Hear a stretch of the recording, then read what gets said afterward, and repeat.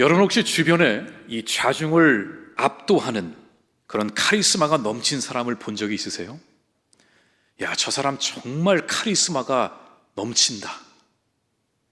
연설을 통해서 또는 연기를 통해서 또는 가수들 중에 이 카리스마가 넘치는 분들이 이렇게 보일 때가 있죠.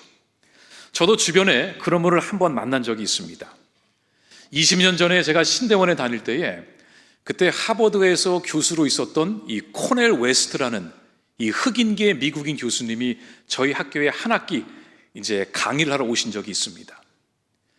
이분의 강의가 얼마나 카리스마가 넘쳤는지 그 모든 학생들의 마음을 그냥 휘어잡는 그런 강의를 매주 해주셨어요. 왜소한 체격에 팔은 길었고 이 흑인 특유의 화법과 그 제스처를 막 사용하면서 이 회중들을 그냥 막 압도하는 그런 카리스마가 넘치는 교수님이 아직도 제 머릿속에 기억이 납니다. 이분은 나중에 2024년 대통령 이제 대선 후보에까지 출마했던 분이기도 하죠. 우리는 흔히 카리스마를 생각하면 이 사람을 끌어당기는 어떤 능력, 어떤 매력이 있는 것이라고 생각을 합니다. 그래서 특별한 사람들, 특정한 사람들만 그런 카리스마가 있다라고 생각을 하죠. 그런데 이 카리스마의 진짜 뜻은 그게 아닙니다. 이 카리스마라는 단어의 뿌리가 어디서 왔냐를 보면은 헬라어 단어인 카리스에서 왔습니다. 이 카리스란 뜻이 선물, 은총, 우아함, 매력, 은혜, 신의 은총이라는 뜻을 갖고 있습니다. 이 카리스라는 헬라어에서 이제 영어 카리스마도 이제 오게 된 거죠. 신약 성경은 이 헬라어로 쓰여졌습니다. 그 당시에 이제 그리스 로마 시대에 쓰여졌기 때문에 그때의 공통 언어가 헬라어였기 때문에 신약 성경이 그렇게 쓰여졌죠. 신약 성경에 보면은 이 하나님의 은혜라는 단어가 나올 때마다 어떤 단어를 사용했냐면 아까 우리가 화면에서 본 카리스라는 그 헬라어 단어를 사용했습니다. 이 카리스라는 단어가 성경에 몇 번 나오냐면 무려 150번이나 나옵니다. 그러니까 하나님의 은혜 하면은 카리스 이렇게 번역이 된 거죠. 여러분, 하나님의 은혜가 뭐죠? 하나님의 은혜는 받을 자격이 없는 자에게 거저 주시는 하나님의 사랑입니다. 내가 하나님의 은혜를 받을 자격이 있어서 내가 어떤 행동을 취했기 때문에 나에게 능력이 있어서 하나님이 나에게 은혜를 베푸시는 것이 아니라 나는 아무런 자격도 없는데 하나님이 거저 부어주시는 것이 하나님의 은혜입니다. 그것을 우리는 카리스라고 하기도 하죠. 그런데 20세기 초에 이 독일의 저명한 사회학자였던 막스 베버라는 사람이 이 단어를 사회학적 용어로 가지고 오게 됩니다. 그리고 그는 리더십 유형을 분류하면서 이 카리스마적 지배라는 개념을 만들어서 정의를 하게 됩니다. 이때부터 신학적인 의미를 조금 벗어나 이 대중을 휘어잡고 복종하게 만드는 어떤 개인의 매력 또는 능력이라는 뜻으로 쓰이게 된 거죠. 그러니까 원래 이 카리스마는 아까 우리가 본 것처럼 하나님의 선물, 은혜, 이게 본래의 뜻입니다. 세상 사람들은 카리스마란 그저 타고난 것이라 말하겠지만 이 카리스마는 노력을 해서 얻을 수 있는 것도 아니고 단순히 뛰어난 유전자를 가져야만 얻는 것이 아니라 원래의 의미처럼 하나님이 주시는 선물이요 은혜인 것입니다. 그런데 오늘 우리가 기억해야 할 중요한 것은 바로 이 카리스마의 또 다른 뜻이 바로 우리가 알고 있는 은사라는 겁니다. 은사. 오늘 본문 12장 4절에 보면은 바울이 이렇게 말했습니다. 은사는 여러 가지나 성령은 같고. 여기서 말하는 은사가 바로 카리스, 은혜, 하나님의 선물입니다. 이게 똑같은 의미입니다. 은사, 카리스, 하나님의 은혜 또는 선물. 그러니까 이 은사는 우리가 뭘 해가지고 얻는 것이 아니라 하나님이 우리에게 거저 주시는 은혜와 같은 그런 선물이라는 거죠. 여러분도 은사란 말을 교회 안에서 종종 들어보셨을 것입니다. 야, 저 사람 은사가 있다. 어떤 은사를 갖고 있지? 그런 은사란 말을 우리는 교회 안에서 종종 사용합니다. 그러니까 이 은사라는 것은 하나님이 우리에게 주시는 선물인데 어떤 선물일까? 이 은사는 하나님이 각각의 성도에게 주시는 성령의 능력이라 할 수 있습니다.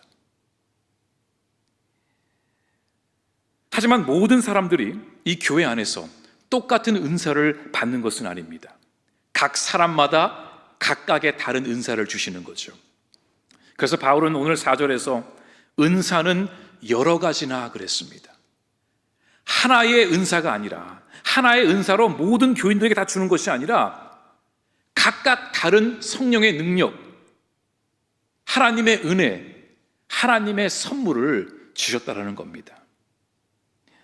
오늘 본문 12장에는 바로 이 은사에 대한 구체적인 내용이 언급이 됩니다. 그래서 어떤 이들은 고린도전서 12장을 은사장이라고 부르기도 하죠. 왜 사도 바울은 이 고린도 교회에 편지를 보내면서 은사에 대한 이야기를 이토록 길게 나눴을까요? 이 고린도 교회는 말 그대로 고린도란 도시에 있었습니다. 근데 이 고린도는 우리가 지난주에 조금 깊게 다루었지만 이 그리스에서 가장 가까운 남부 지역에 있었기 때문에 그 당시 최고의 문명을 자랑했던 그리스의 사상과 철학의 영향을 많이 받은 곳이었습니다. 그렇기 때문에 지식인들이 많이 있었죠. 나름 엘리트라고 불리는 사람들이 이 고린도에 많이 살고 있었습니다. 그리고 또 고린도는 항구 도시였기 때문에 부유한 도시이기도 했죠. 하지만 동시에 고린도 도시는 음란으로 타락해 있었으며 우상 숭배가 판을 치는 그런 도시이기도 했습니다. 그런데 이렇게 복음이 들어가기가 참 어렵게 보이는 이 고린도 도시 한복판에 교회가 세워지자 얼마나 많은 악한 영과 어둠의 영들이 들어왔겠습니까? 그런데 하나님께서는 이 고린도 교회에게 정말 특별한 성령의 은사들을 많이 부어주셨어요. 타락한 도시 한가운데에 복음이 들어갈 수 없는 그런 도시 한가운데에 교회가 세워졌지만 하나님께서는 강력한 성령의 그 기름 부으심이 이 고린도 교회 가운데에 일어났던 것입니다. 아마도 그 당시에 있었던 초대교회들 가운데에 고린도 교회처럼 이 정도로 강력하게 성령이 임했던 교회는 없었을 것입니다. 그 결과 이 고린도 교회 안에는 다양한 은사들을 받은 자들이 나타났습니다. 저마다 받은 성령의 그 능력들이 달랐다라는 거죠.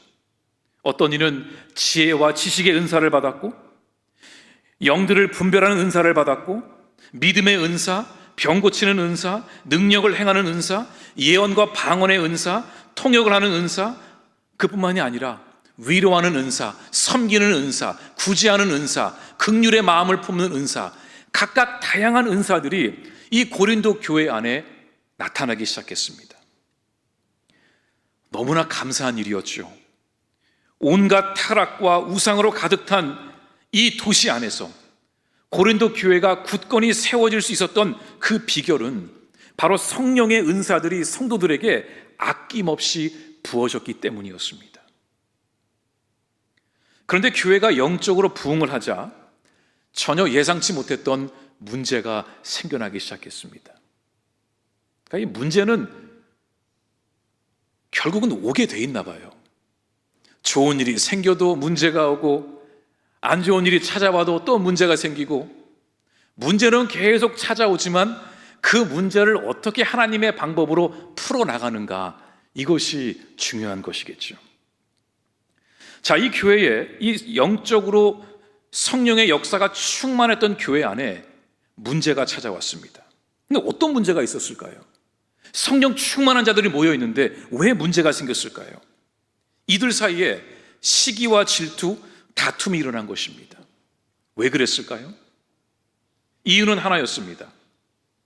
은사들을 받은 사람들이 모여 있으니까 어떤 문제가 생겨났냐면 자기들끼리 어떤 은사가 제일 뛰어나냐, 이거를 묻기 시작한 거예요.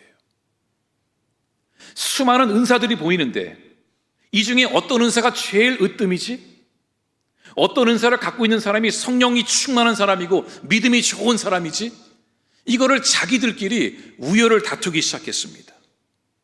마치 성령의 선물인데 마치 자신의 계급장처럼 여기기 시작한 겁니다. 아무개 집사님 어떤 은사 받았어요? 그거는 그냥 작은 은사네. 우리 권사님 어떤 은사 받으셨어요? 병 고치는 은사? 이야, 그거 대단한 은사네. 눈에 띄는 은사들은 으뜸으로 여기고 마치 믿음이 충만한 것처럼 보이지 않는 은사를 가진 사람들은 낮게 취급을 한 것입니다. 그러면서 눈에 띄는 은사를 갖고 있는 사람들은 마치 자신들이 훨씬 더 영적으로 성숙한 사람인 것처럼 목에 힘을 주고 다녔던 것이죠. 거저받은 은사이지만 그것이 마치 자신의 영적 신분인 것처럼 착각을 한 것입니다. 예를 들어서 교회 안에서 어떤 은사들이 눈에 띄는 은사였을까요? 아마도 병 고치는 은사가 눈에 금방 띄었겠죠. 야, 저 사람한테 기도받으면 병이 낫는데, 나 지난주에 고침받았잖아. 야, 저 사람은 방언 기도를 몇 시간씩 한대. 대단한 믿음이야. 저 사람은 찬양의 은사가 있어. 저 사람이 찬양을 하면 그 은혜가 우리 가운데 충만해. 이 눈에 보이는 은사들만 으뜸으로 여긴 것입니다.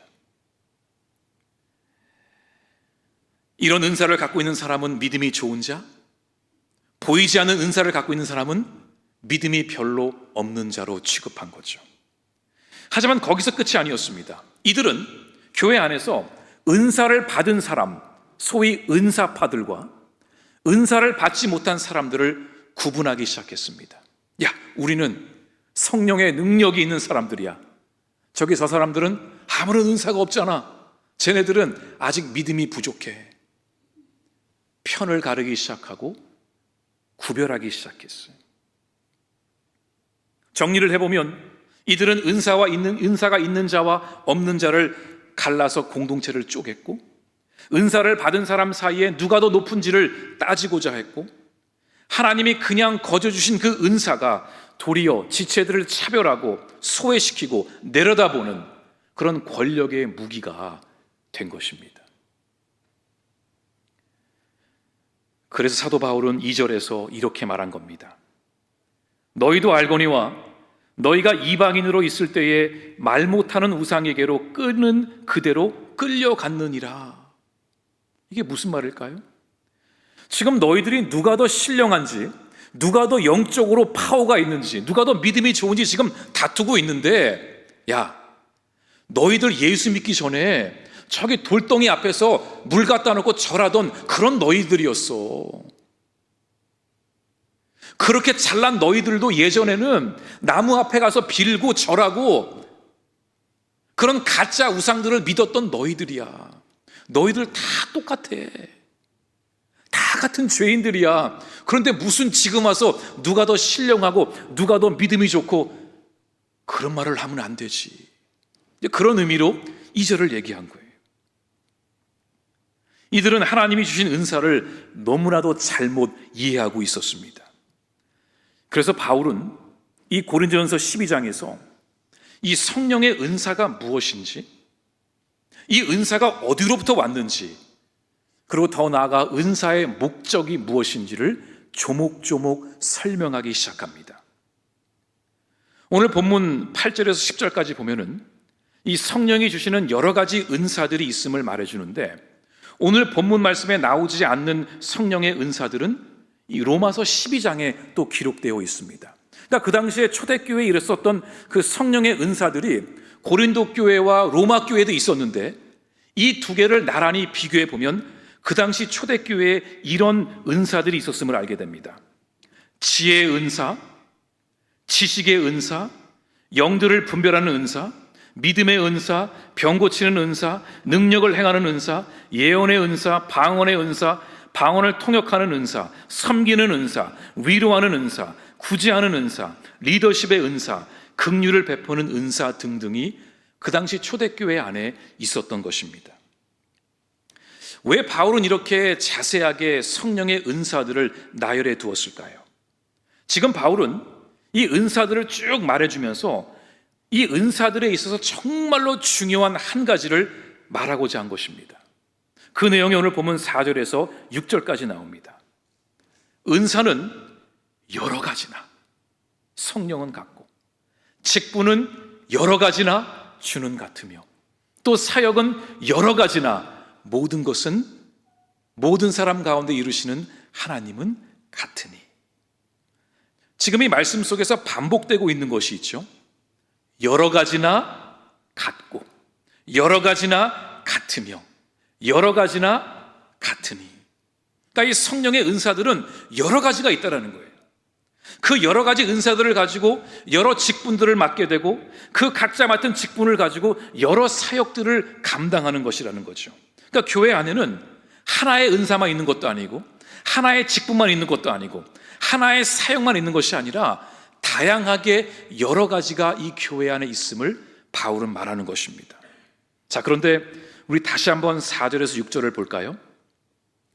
은사는 여러 가지나 성령은 같고, 직분은 여러 가지나 주는 같으며, 또 사역은 여러 가지나 하나님은 같으니. 이 모든 은사들이, 이 모든 직분들이, 이 모든 사역들이 어디서부터 오냐면은 바로 성령 하나님, 성부 아버지, 성자 예수님이라는 거예요. 아까 8절에서 10절까지 나열한 그 모든 성령의 은사들은 전부 다 삼위일체의 하나님으로부터 나오는 것임을 강조하고 있는 것입니다. 그러니까 은사라는 것은 성령 하나님, 성부 아버지, 성자 예수님이 함께 우리에게 거저 주시는 선물이라는 거죠. 다양한 은사들을 이 고린도 교회 교인들에게 부어주신 겁니다. 그런데 여러분, 이 삼위일체 하나님의 특징이 하나 있습니다. 각각 다르나 한 분이세요. 이 삼위일체 하나님의 특징은 다양성입니다. 다양하게 여러 가지가. 하지만 또 하나의 특징이 있죠. 여러 가지고 다양하지만 삼위일체 하나님은 통일성을 원하세요. 즉 모든 것이 삼위일체 하나님으로부터 시작이 되었으며, 창세기에 보면은 그 하나님이 땅과 하늘을 만드시고 그 위에 떠다니시던 하나님의 영이 삼위일체의 하나님이신 우리는 알고 있습니다. 모든 것이 삼위일체의 하나님으로부터 시작이 되었지만 결국은 예수 그리스도 안에서 통일되기를, 하나 되기를 원하시는 것이 삼위일체의 하나님의 마음이라는 거죠. 바울은 이 부분을 강조하고 싶었던 것입니다. 그렇다면 왜 삼위일체 하나님께서는 이런 다양한 은사들을 교인들에게 주셨을까요? 모든 사람이 다 병 고치는 은사가 있으면 얼마나 좋겠어요? 좋을까요? 모든 사람이 찬양의 은사가 있어요. 찬양대를 하면은 모두가 다 나와야 되는 거예요, 앞에. 우리 모두가 똑같은 은사가 있었더라면 좋았을까요? 왜 삼위일체 하나님께서는 이 다양한 은사들을 각자에게 주셨을까? 그 이유가 오늘 본문 7절에 나옵니다. 바울은 이 7절 말씀을 정말로 고린도 교인들에게 말해주고 싶었습니다. 7절 한번 볼까요? 각 사람에게 성령을 나타내심은 유익하게 하려 하심이라. 목적이 여기에 있습니다. 다양한 은사들을 주신 이유는 유익하게 하기 위함이래요. 자, 여기서 유익하게 한다, 이 말을 우리는 이 원문으로 좀 살펴봐야 됩니다. 중요한 단어거든요. 이 숨페로라는 단어가 두 개의 헬라어 단어가 합쳐진 겁니다. 하나는 숨, 뭐뭐와 함께, 페로는 가져오다, 나르다. 그러니까 유익하다라는 이 뜻은 함께 모으다, 함께 흩어졌던 것들을 함께 한 자리로 모으다. 이게 유익의 뜻이라는 거죠. 그러니까 다시 말해, 흩어져 있는 것들을 함께 모아서 교회를 더 교회답게 만들어가는 것. 우리에게 은사를 각자 다른 은사들을 주신 이유는 바로 교회 공동체의 유익을 위해서인데, 교회가 교회답게 세워지기 위해서 이 은사들을 주신 거라는 거죠. 마치 이 모자이크의 아름다움이 있지 않습니까? 각각의 다른 조각들, 다른 색깔들이 함께 어우러져서 하나의 아름다운 그림을 만들어내는 것이 이 모자이크입니다. 아까 살짝 말씀드렸지만 만약에 교회 안에 모두가 다 똑같은 은사를 갖고 있어요. 그럼 어떻게 될까요? 그 교회 문 닫는 겁니다. 아무것도 할 수가 없어요. 여러분이 다 말씀의 은사가 있어서 다 설교를 하려고 그래요. 매주일마다. 찬양의 은사, 병고침의 은사 다 똑같으면은 우린 교회를 어떻게 이끌고 갈 수가 없습니다. 여러분, 만약에 교회 안에 이 예언의 은사들이 많은 사람들이 생기면 어떻게 될까요? 물론 그 은사들이 정말인지 아닌지는 확신할 수 없지만요, 자칭 예언의 은사자들이 많으면 어떻게 될까요? 실제로 이런 교회가 우리 한국 교회에 있었습니다. 이름은 제가 거론하지 않겠습니다. 이 교회에 무슨 바람이 불었는지 예언의 은사를 받은 사람들이 많이 생겨났대요. 근데 참고로 여러분, 예언의 은사는 미래를 점치는 게 그게 예언의 은사가 아닙니다. 예언자, 구약에 나오죠? 이 예언자들은 하나님의 말씀을 대언하는 자들입니다. 하나님의 말씀이 지금 이 시대에 무슨 말씀을 하시는가, 하나님의 마음이 어디에 있는가를 알려주고 가르쳐준 사람이 예언자입니다. 근데 이 자칭 예언의 은사자들이 많이 생겨났는데 이 사람들이 예배가 끝나면 각자의 방으로 들어간대요. 그리고 교인들은 그 예배 후에 그 예언의 은사자들 앞에서 줄을 쫙 서는 겁니다. 그리고 자기 차례가 되면 방에 들어가서 저기 권사님, 제 기도 제목이, 저의 문제가, 이걸 얘기하면서 하나님이 뭘 원하실까요? 제가 어디로 가는 게 맞을까요? 겉으로는 하나님의 뜻을 묻지만 사실 속으로는 점을 치고 싶은 거예요. 예언의 은사라고 하니까 지금 제가 문제가 생겼는데 어디로 가야 하는 게 하나님의 뜻이죠? 그 자리에서 즉시 답을 얻고 싶은 거죠. 이게 점집이지 무슨 교회입니까? 이게 무당집이지 무슨 교회일까요? 하나님의 뜻을 알고자 한다면 그건 여러분이 말씀과 기도 가운데 들으셔야 돼요. 근데 이런 일들이 교회 안에 있었다라니까요. 교회는 거대한 오케스트라와 같습니다. 오케스트라의 단원들을 보면은 첼로, 클라리넷, 바이올린, 오보, 여러 가지 악기들이 있죠. 팀파니 등등. 다 각자 자기 고유의 소리를 내야 됩니다. 그런데 만약에 바이올린이 첼로에게 야, 너도 나처럼 소리를 좀 내봐, 이러면 오케스트라가 산으로 가는 겁니다. 각자의 악기의 소리를 내서 하나로 어우러져서 아름다운 연주곡을 만드는 거죠.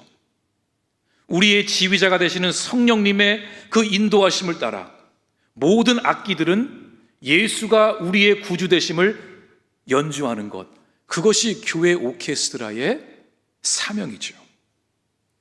그래서 모든 은사들은 다 귀한 은사들이에요. 더 높은 은사도 없고 낮은 은사도 없고 더 특별하고 특별하지 않은 은사도 없습니다. 성령께서 직접 우리에게 주신 그 모든 은사들은 다 나에게 맞춤형으로 주신 하나님의 선물입니다. 어느 것 하나 버릴 것이 없습니다. 그 모든 은사들이 함께 모여서 예수 그리스도의 몸된 교회를 만들어가는 것이지요.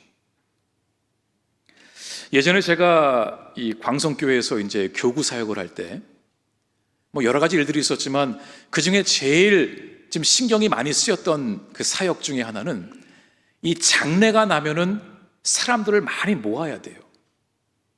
여러분도 아시겠지만 교회를 띄엄띄엄 나오는 분도 있을 수 있고 또 교회는 잘 나오지만 사람들을 많이 모르는 분도 계십니다. 다양한 사람들이 교회에 있는데 그래도 장례가 나면 얼마나 마음이 힘들고 어렵겠어요. 우리 교인들이 다 찾아가서 모르는 사람일지라도 같은 교인이니까 위로해주고 함께 참여하면 그게 얼마나 그 가정에게 힘이 되는지 모릅니다. 그래서 제가 장례식장은 제가 목숨 걸고 찾아가요. 왜냐하면 장례식장처럼 그 한 가정의 마음을 정말 만질 수 있거든요. 자, 그렇게 사람을 많이 모아가야 되는데 문제는 사람들은 모여 있는데 차량이 없는 거예요. 나이 드신 분들이 운전을 할 수 있는 것도 아니고, 제가 갖고 있는 스타렉스에도 탈 수 있는 인원이 한정되어 있고, 그러면 그때 제일 귀한 분이 누군지 아세요? 버스 운전사입니다. 교회에 버스가 있었거든요. 버스 면허가 있는 분을 찾아가지고 그분께 부탁을 해서 같이 버스를 타고 가는 겁니다. 얼마나 귀했는지 몰라요. 그때 광성교회 때 제가 있는 동안 정말 성실하게 늘 웃으며 불평 없이 버스 운전을 해주신 한 집사님이 계셨어요.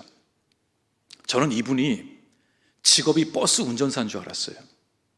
저는 이름만 알았거든요. 제 핸드폰에 아무개 집사님 가로 열고 버스 운전사, 이게 다였어요. 저는 나중에 이분의 직업이 진짜 뭔지를 알게 됐어요. 알고 보니까 학교 선생님이시더라고요. 학교를 조금 일찍 마치고 오후에 얼른 교회에 와서 차량 운전해주고, 그 일을 오랜 시간 동안 하셨어요. 근데 그분이 또 다른 은사를 발견해서 우리 교회 주방에서 매 주일마다 국을 만들어 주세요. 우리 조연극 집사님이라고. 여러분, 그게 은사입니다. 세상에서 내가 잘하는 것을 교회에 갖고 와서 나 이것 좀 하는데, 그게 은사가 아니라 교회 안에서 정말 교회를 세우기 위해, 교회의 유익을 위해 쓰임받는 그것이 여러분에게 하나님이 특별하게 주신 은사라는 겁니다. 그 은사들이 여기저기서 다 모여가지고 이 풀향기 교회를 만들어 가는 거죠. 결국 교회의 유익을 위한다라는 것은 우리끼리 큰 교회를 만들어서 그런 의미가 아닙니다. 교회의 유익이 뭐겠어요? 우리가 무엇을 위해 이 일을 하고 있죠? 영혼 구원을 위해서 하고 있는 거예요. 교회의 목적이 믿지 않는 자들을 주님께로 데려오는 것이라면, 교회의 유익의 최종 목적은 한 영혼을 구원하는 것입니다. 결국 하나님이 이 은사를 거저 주신 것은 너 혼자 잘난 체하고 너 혼자 높임받고 그런 것이 아니라, 교회 안에서 함께 어우러져서 각자의 은사로 교회를 세워감으로 영혼 구원을 위해 쓰임받으라고 우리 모두에게 그 은사를 주신 것입니다. 이미 은사를 받으신 분들은 그 은사를 아낌없이 사용하셔야 돼요. 후회 없이. 나중에 분명히 후회할 수 있습니다. 내가 힘이 있을 때에 더 주님을 위해 섬길 것을, 이런 후회가 분명히 찾아올 수 있습니다. 그러니 여러분의 그 은사를 아낌없이 기쁨으로 사용하세요. 또 왜 나에게 은사는 없지? 하며 낙심하는 자가 혹시 있다면 기도하셔야 돼요. 하나님, 저도 은사를 받고 싶습니다. 하나님, 저를 위한 그 맞춤형 은사를 저에게 주십시오. 그 은사를 가지고 교회를 세우겠습니다. 그럼 하나님이 방언을 주실 수도 있고, 방언이 아닐 수도 있고, 섬김의 은사, 구제의 은사, 찬양의 은사, 여러분에게 딱 맞는 은사를 성령께서 부어주실 것입니다. 그게 성령의 충만함이에요. 나 혼자 하늘 위에 다니는 것처럼 그런 것이 성령 충만함이 아니라, 성령께서 나에게 선물을 주심으로 그 선물을 내가 온전히 붙들며 살아가는 것, 그것이 성령 충만함이죠. 그 은사가 어떤 모습이든 우리는 오직 감사와 기쁨으로 주를 위해 쓰임받으면 되는 겁니다. 또한 지금 교회 안에서 무언가 봉사를 하고 있으면서도 이게 과연 나의 은사인가? 의심하는 분들은 의심하실 필요가 없어요. 지금 여러분에게 주어진 그 자리가 성령께서 주시는 선물임을 믿으시면 됩니다. 내가 서 있는 그 자리에서 성령의 은사를 내가 받았음을 믿으며 내가 감사함으로 주를 위해, 주의 몸된 교회를 위해, 영혼 구원을 위해 내가 쓰임 받으면 되는 거죠. 중요한 것은 내가 어떤 은사를 받았는가가 아닙니다. 무슨 은사를 받았는가가 중요한 것이 아니라 하나님께서 나에게 허락하신 그 은사를 내가 지금 사용하고 있는가, 교회를 위해서. 이게 중요한 겁니다. 어제 제가 교회에 좀 일이 있어가지고 좀 늦게까지 교회에 있었어요. 근데 그 시간이 되면은 보통 교회에 아무도 없으니까 때로는 이것저것 준비하기 참 좋은 시간이죠. 그런데 밖에서 막 부시럭거리는 소리가 들리는 거예요. 그래서 호기심을 못 참고 나가봤죠. 그랬더니 남자 화장실에서 어느 한 부부가 열심히 땀을 뻘뻘 흘리며 청소를 하고 계시는 거예요. 이분들은 지난 반년 넘게 남자 화장실을 열심히 청소해 주셨습니다. 그것도 남들이 안 보는 때에 몰래 와서, 조용히 와서 묵묵히 화장실을 청소하고 가셨어요. 얼마나 실력이 느셨는지 매 달이 지날수록 화장실이 더 깨끗해지는 거예요. 저는 이분들을 알기 때문에 속으로, 이분들은 각자의 회사에서 일을 부리는 분들이지, 일을 맡기는 분들이지, 스스로 청소를 하고 이런 분들이 아닌데, 할 이유가 없는데 교회에 와서는 묵묵히 주어진 은사를 사용하고 계시는 거예요. 그래서 제가, 집사님 이거 3개월짜리예요. 더하면 시험 듭니다. 교체하겠습니다. 아니라는 거예요. 하나님이 허락하실 때까지 더 하시겠다라는 거예요. 그래서 6개월 넘게 하고 계세요. 그런데 제가 왜 이걸 하시려고 그러냐 그랬더니 너무 기쁘다라는 거예요. 왜 기쁠까요? 청소하는 게 기뻐서요? 그건 아닐 것 같아요. 하나님께 쓰임받을 수 있다는 게 너무 기쁜 거예요. 나 같은 사람, 내가 주의 몸된 교회를 위해서 내가 쓰임받는다? 내가 교회를 위해서 내가 할 일이 있다? 우리가 함께 교회를 세워가고 영혼 구원에 앞장서고 그 일에 내가 동참할 수 있다? 그 사실이 너무너무 기쁜 거죠. 은사인 거예요, 은사. 교회는 그렇게 세워져 가는 것입니다. 그냥 주일날 교회만 나온다고 교회가 세워지는 게 아닙니다. 누군가는 그 받은 은사를 가지고 묵묵히 각자의 자리에서 주를 섬기는 것입니다. 이 외에도 교회 여러 곳에서 섬기는 우리 지체들이 계십니다. 제가 이 시간 다 그분들을 언급할 수는 없지만 시간상 우리 교회 안에 보이는 곳, 보이지 않는 곳, 주중에, 주말에, 주일날, 밤늦게 일찍 교회를 위해 각자의 자리에서 또 각자의 골방에서 중보기도자로 우리 교회를 위해 은사를 활용하시는 우리 풀향기 지체들이 있습니다. 저는 그분들 모두에게 너무나 감사의 말씀을 제가 드리고 싶습니다. 구약을 보면은 예언자들은 하나님을 토기장이로 묘사했습니다. 토기장이는 말 그대로 자기가 원하는 그릇을 만들 수 있는 권한이 있는 사람입니다. 작은 그릇, 큰 그릇, 작은 컵, 큰 컵, 냄비, 작은 거, 큰 거, 중간 사이즈, 토기장이의 마음대로 필요에 따라 그 그릇들을 만듭니다. 그릇들은 할 말이 없습니다. 만들어주는 대로 그 그릇들은 쓰임을 받는 것입니다. 우리도 마찬가지입니다. 우리도 하나님께서 주시는 대로, 맡겨주시는 대로 감사함으로 받는 것이죠. 그래서 사도 바울은 오늘 본문 마지막 절에 이런 말을 했습니다. 이 모든 일은, 그러니까 교회 유익을 하는 모든 일들이죠, 같은 성령이 행하사, 삼위일체 하나님이 행하사 그의 뜻대로 각 사람에게 나누어 주시는 것이라. 이 말은 저와 여러분은 그저 맡은 자라는 거예요. 맡은 자. 우리에게 주어진 일을 맡아서 그 일을 묵묵히 해나가면 되는 것입니다. 제가 왜 여러분께 틈이 날 때마다 무익한 종이라고 얘기할까요? 그러고 싶어서 말씀을 드리는 거예요.